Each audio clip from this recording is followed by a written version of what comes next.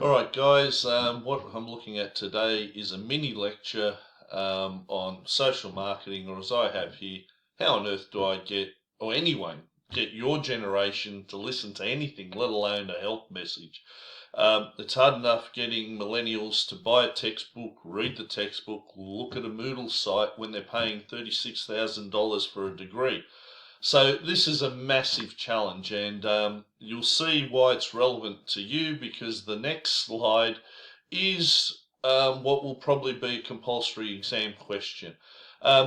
Fundamentally, that's the question I'm asking. You're a newly appointed marketing assistant for the National Institute of Health and Welfare.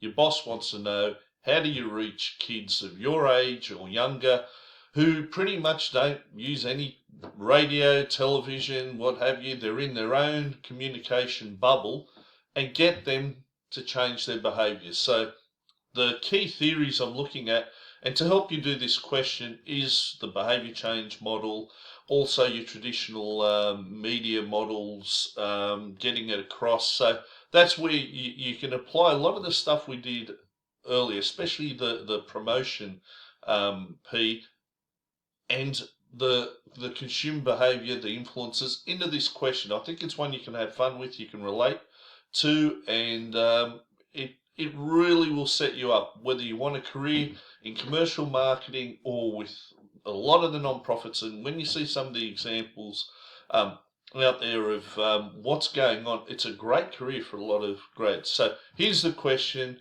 but let me get to the next slide. Let me remind you of why we're here. Right, marketing and its goals.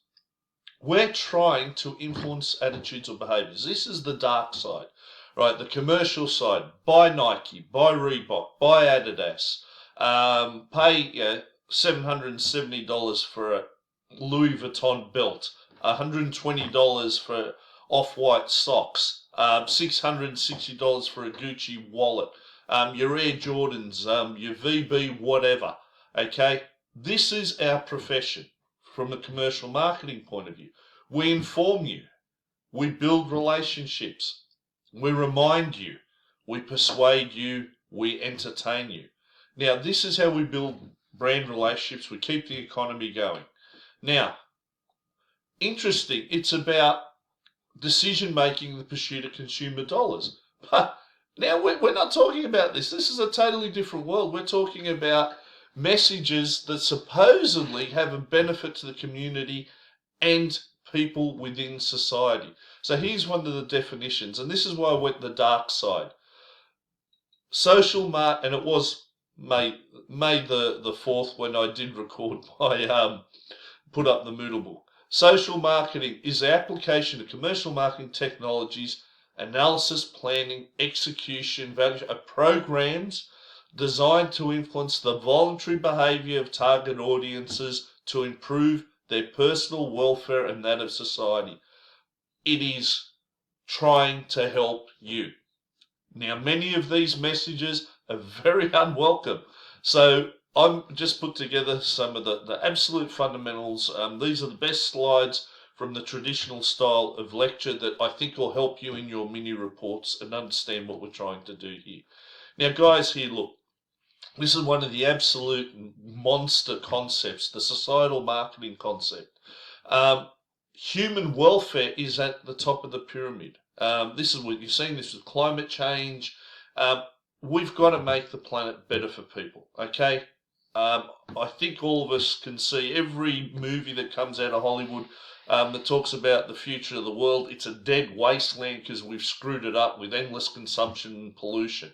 Now, we still need to, though, be realistic and make money, satisfy customers' needs and wants, but also, in general, have an approach that benefits everyone. And companies have been doing this with corporate social responsibility.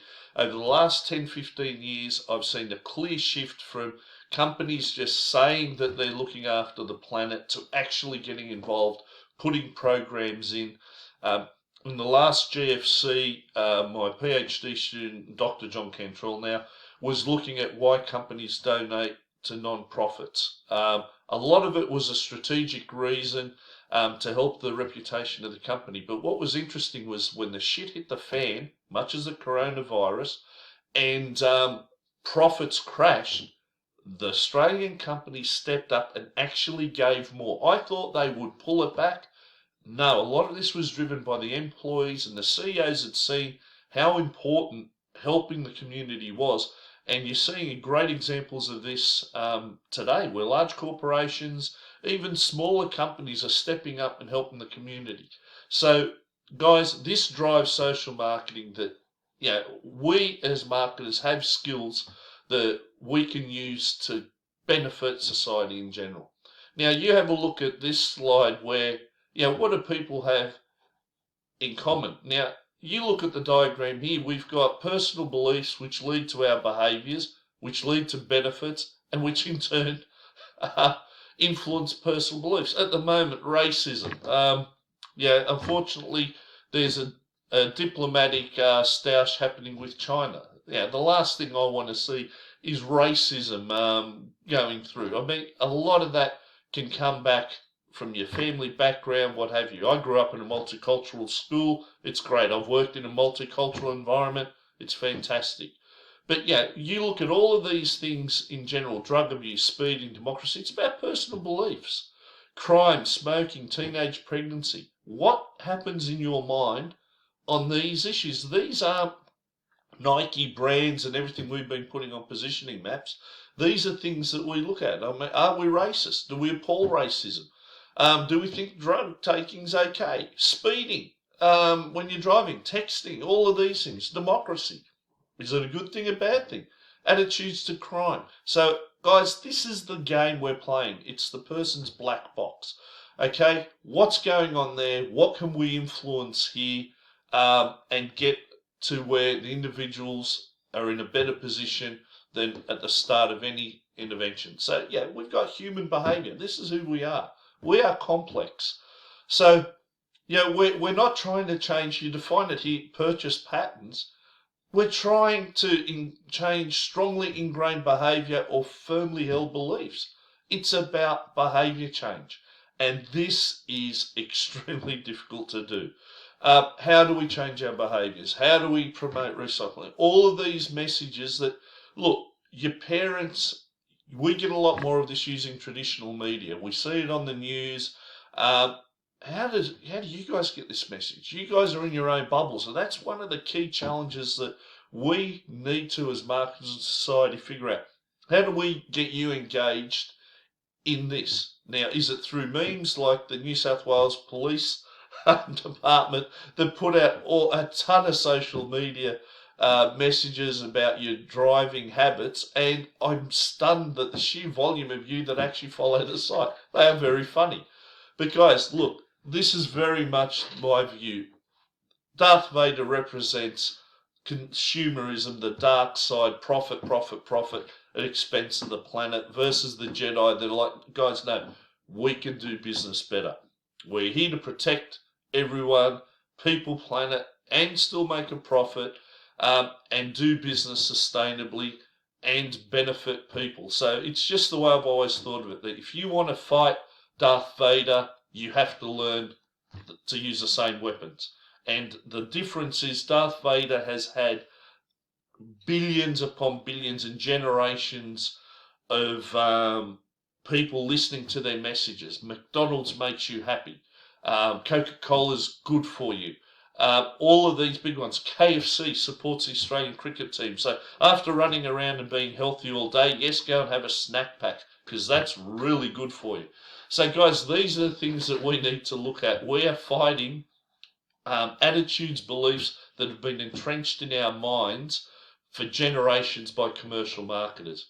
So really, what makes up a social marketing program?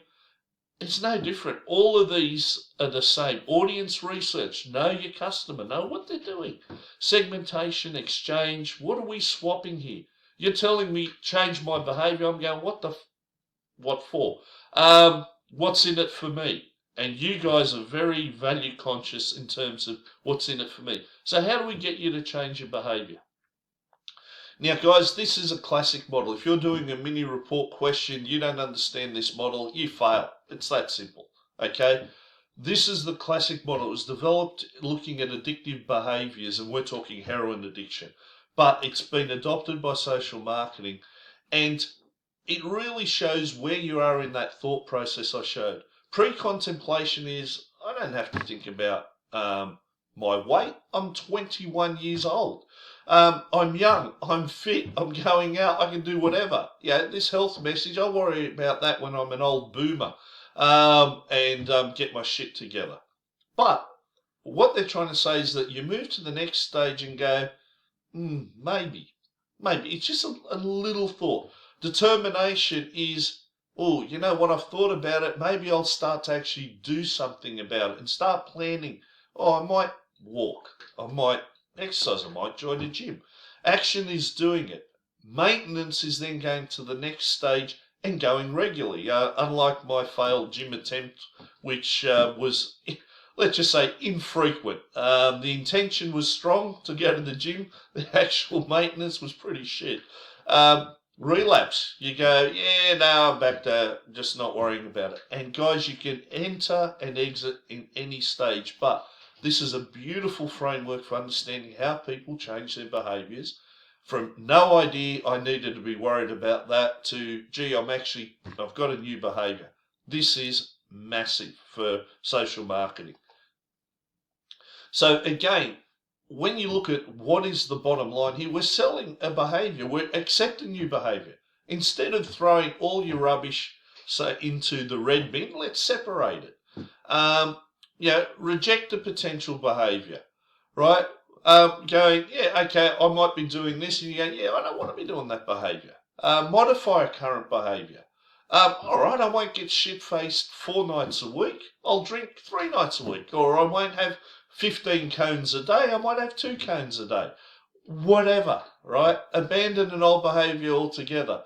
Hey, I'm not taking caps. I've seen too many people who can't speak or construct a sentence. Famously, years ago, I thought ecstasy was fairly harmless, and we were talking about friends in lectures, and I said that to a PACT 101 lecture, and they just went, are you kidding? We have brothers, sisters, friends who've been doing caps for a few years that are struggling to put together a sentence. So it really changed my attitude, where I thought it was a harmless behaviour, to abandon an old behaviour. So look, guys, look here. What are we trying to do? So you've got 3 major tools. You've got education, motivation, and regulation. Regulation is controlled by the government. Who can own a gun, right? Wearing seatbelts. Who can advertise? At the moment, there's a lot of criticism of sports betting advertising, which is on everywhere. So education is saying, hey guys, look, this is what's happening to your cohort. Persuasion. What do you put there that says, hey, let's change? What promotion? What videos? What memes? What commercials will get it? So these are the tools that we use to try and get you to work. Now, how does it work? And this is a classic saying, the social change continuum. So you use marketing techniques and knowledge, from behavioural science to solve a range of problems. You educate the head. Hey guys, if you keep doing this, you keep taking drugs, you're going to have a hole in your brain, you're going to be screwed up the rest of your life. The heart is trying to get you to accept it, but man, it's a good feeling when I'm off my chops.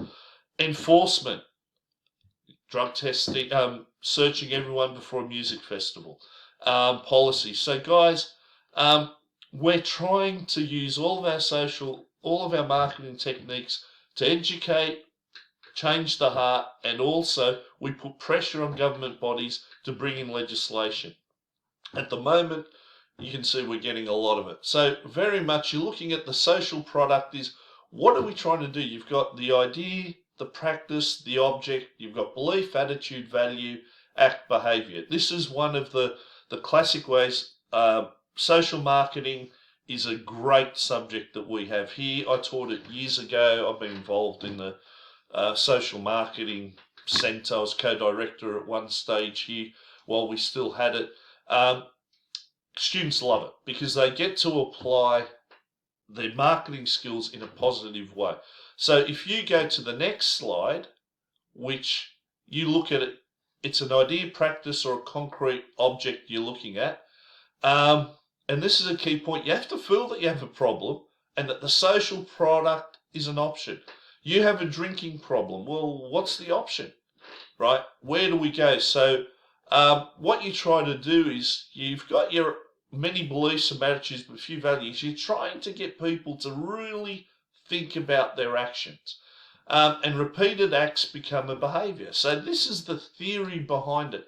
Great model to use. How do we get you guys to accept any of our social messages? To change your beliefs. Now, you might have a practice here, texting with your phone, whatever we're looking at. This can be applied to pretty much any situation. So have an example. Behaviour change, no speeding. This was Dr. Jenny Alge's PhD topic, which we actually collected the data in MARK101. And I had 2 students actually come in and say, hey, Elias, I saw the ads on speeding. I stopped speeding during the week. And 2 people genuinely are alive today because the students had one guy draped over the bonnet of their car. They were driving slower than they ever had through that area. And the other one, a bike jumped out and missed them by an inch. And they said, normally, I'd be going through at 60 Ks, I would have killed him. So this happened. So you have a look at how it comes out. Driving slow will avoid accidents is a belief. An attitude is speeding is stupid, and the value is safety. Going that when I drive, I'm not going for a cog to do donuts through the neighbourhood. I'm driving to go from A to B and get there alive. Now, I've accepted that. I'm an old man. I've always driven like that. Now, how do we go with the practice? Well, the act is actually reducing your speed. Don't drive too quick. Behaviour, stay within the speed limit. And what do? You've got speed warning alarms, limiters on cars. So, guys, you can see this is how it plays out. And we're trying to get the message, inform, persuade, to get this to happen. So the target audience actually accept, change beliefs, attitudes, and get to the act stage where they reduce speed. Now, why is this more difficult than consumer give up addiction? You're giving smoking a good name. Again, guys, tobacco advertising has killed more people than anything else. Peer pressure. Have a drink, you wuss. I mean, the amount of times I would be insulted for not drinking with my mates, and I'd turn around and say, guys, I'm actually the designated driver tonight, right? How am I going to have 10 schooners and drive you home? And the insults, questions to your gender, sexual preferences, just classic Australian sledging. And I've had students repeatedly say in class when I was teaching social marketing, I can't go out without having my friends in my face aggressively saying, why aren't you drinking? There's a serious issue there with peer pressure in a lot of these cases. You're uncomfortable. A lot of the times, this one about having a mammogram, one of our top professors, Dr. Sandra Jones, who's now at the Australian Catholic University, I was saying, a mammogram doesn't hurt. That could have been one of the dumbest things I've ever said in my life. And pretty much she said, come here and I'll just slam your private parts between 2 bricks and see how you feel about it. Let's just say I apologised and corrected my thoughts on that. Mammograms are not pleasant, but sadly necessary. And reducing getting your generation to reduce pleasure. Like, seriously, right? What, you want me to have less fun? Your whole modus operandi is party, fun, I want to have fun. I'm bored. It's been 2 seconds, I'm bored. I'm not having fun, I'm bored. Right, so how on earth do we get you to reduce pleasure? I mean, pizza is good. Good pizza is good. Eating pizza non-stop, not so good. So how do we do it, guys? Again, right, or to market something, like not getting something, a cancer, it's a difficult gig. All right, now, I'm just going to quickly fly through this to show you just some of the issues that may be relevant. And again, always consider ethics, right? can we, when we put our messages out there, and I'm warning you now, there are some disturbing images coming up. So if you want to stop here, yeah, I'd stop here. All right, so here's your official warning. Again, I'm showing this for effect because that is the intent of what we're going to show. Okay, that is a French anti-AIDS commercial that actually ran in their mainstream media. I showed this years ago in a class. I had 2 students come up the next week and say, Elias, I went and got myself tested for AIDS. It was the first time they'd ever done it. They had the matching one there, very confronting, very difficult to ignore. When I first saw it, my reaction was, what the? But, again, this is one of those things. Do we need a shock appeal to get a message across to an audience? Again, where the ethics involved in this are many. It's a very confronting, but did it get the job done? Now, in this one, well, again, when you were allowed to go out, this could be your weekends.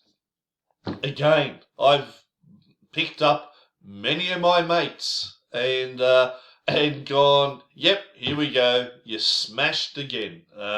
You're drunk again. Again, it's a great look, isn't it? Interesting campaign for us oldies was RBT means you need a plan B. This actually became part of our vocabulary. If you're going to drink, come up with a plan. That's it. ICE, again, this is an interesting one. Drugs set your timeline. A year with ICE, a year without. What are you doing on ICE? Again, not a fan of this drug at all. It is absolutely horrendous.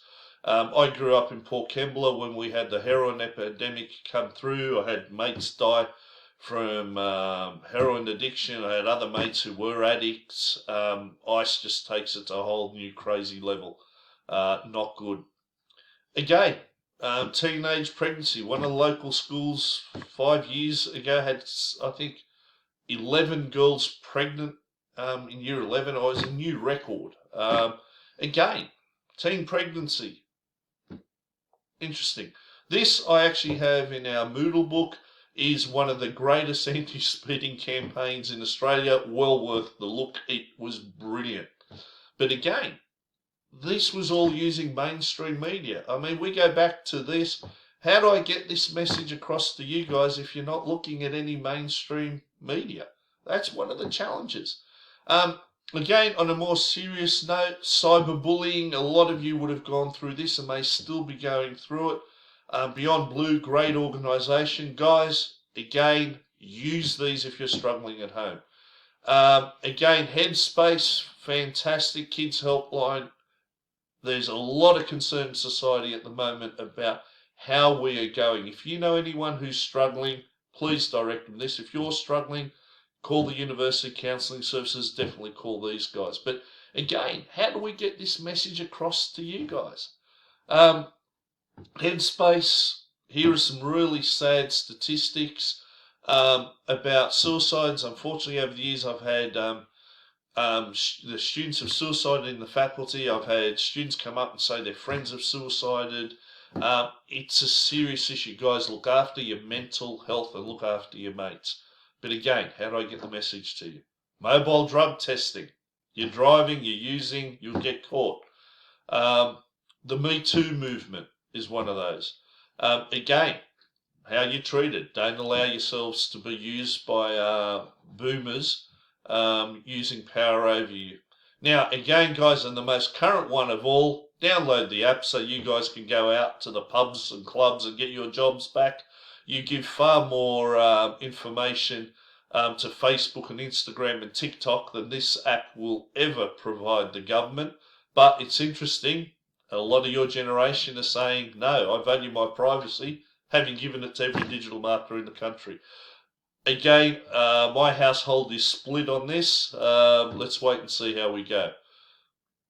All right, guys, and just to remind you, our marketing discipline is very much into social marketing, pro-social messages, the benefit society. These are the slides I had in the first lecture. You've got Troy doing his thing with environmental sustainability, loves his climate change. Alan's been a pioneer of corporate social responsibility, and definitely sustainability. Jenny has been teaching social marketing.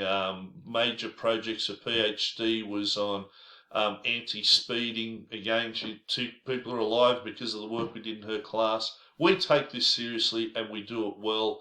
You've got Sue here as well. Lois does a great job. Paul does the non-profit stuff. I was his supervisor. You've got Nina, who's doing a lot of stuff in sustainability.